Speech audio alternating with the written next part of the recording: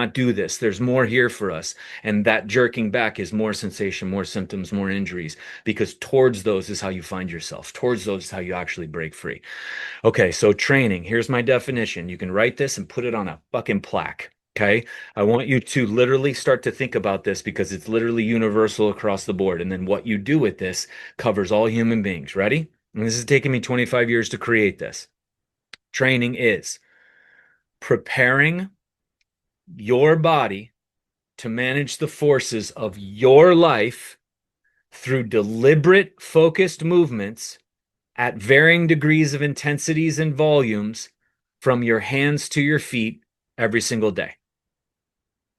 Done. Now, when you go into that, what did we just do that nobody else, that just demolishes all industries in training or rehab? Training is preparing your body. Stop. Your body and somebody else's body are not the same. So we can't do the same thing. Can't have the same program. Can't be on the same plan. That's why shoulder protocols or knee protocols or speed protocols or football protocols, gone. And your body last week versus your body now. That's why people who test for strength on one day and then base everything off of that strength test, that's tough because you aren't that person back then.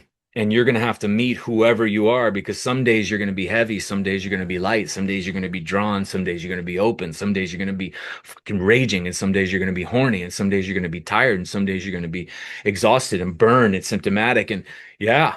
So again, your body is the defining character of training. You keep finding yourself in it, just like nourishment. It's endless, light, endless, breath, endless. We just keep going into it. Now, watch this. Training to prepare your body. Training is an essential of the human to create independence. Would you agree? Just like we trained when we were little, guided by ourselves, it was to get to levels of independence. Mom, I can go to the bathroom by myself. Great, honey. I can feed myself. I can entertain myself. I can protect myself, mom and dad. Uh, I can get myself there. I can earn my own way, mom, dad, right? It was a way to create independence. So, do you think you're creating independence by going to a gym and constantly having a program or in a class?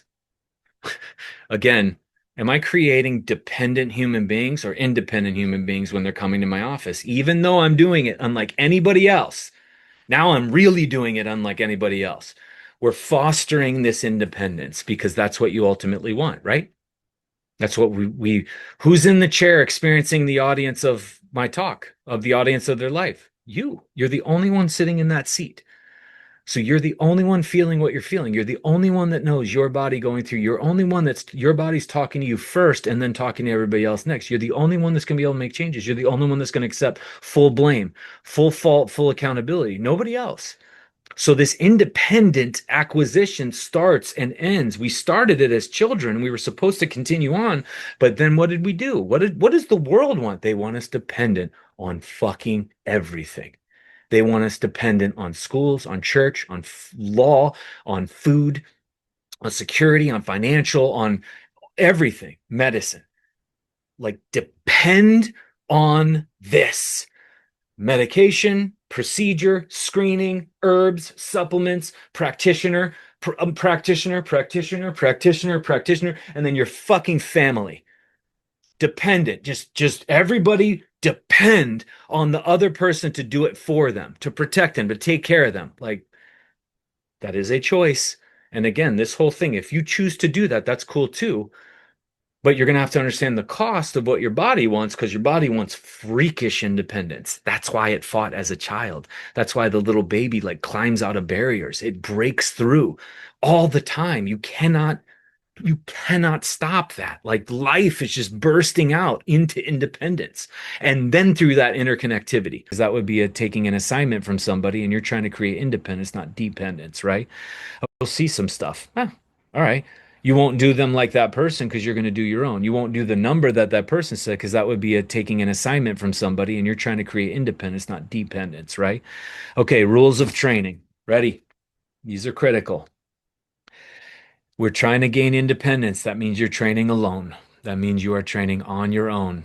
Um, I was training yesterday and someone was trying to walking by and tried to get my attention, and I wasn't. I was in the middle of a training move, and I kind of felt bad, but then I'm like, no, because if that person was driving to their chemotherapy appointment and they were late, and I stopped them and wanted to interrupt them, wouldn't they be like, I'm sorry, I can't, like, I gotta get to my appointment. It would be the most important thing for them, right? They wouldn't miss it. Nor would they interrupt it. Like, hey, could you take this out of my arm? I would just like to talk over there. No, no, no, no. I'm going and doing this medicinal input. More medication for them, but they'll figure it out later that it is their version of medicine when they leave it. So when I'm training, that is as serious as me going and getting chemo if I thought that was of value.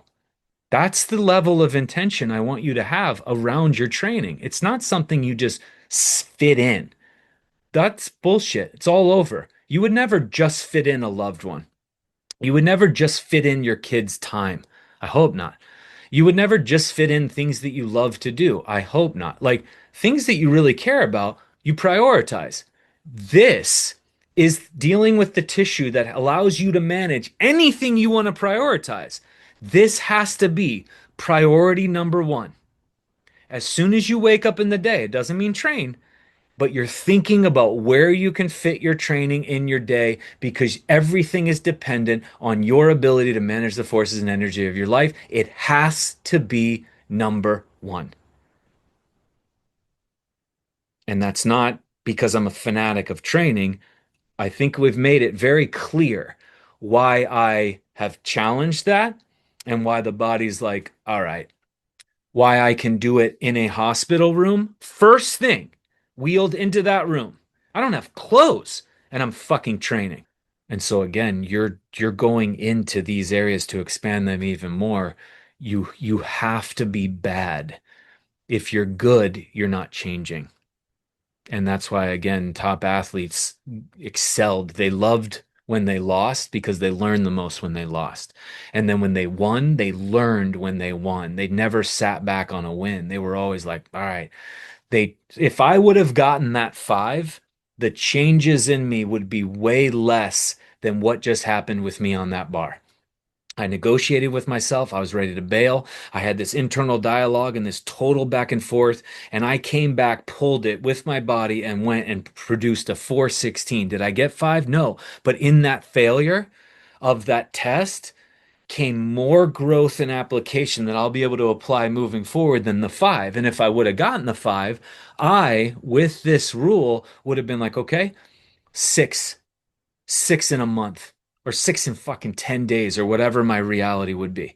I have to then set another bar to be bad at to keep going. And that's the deal.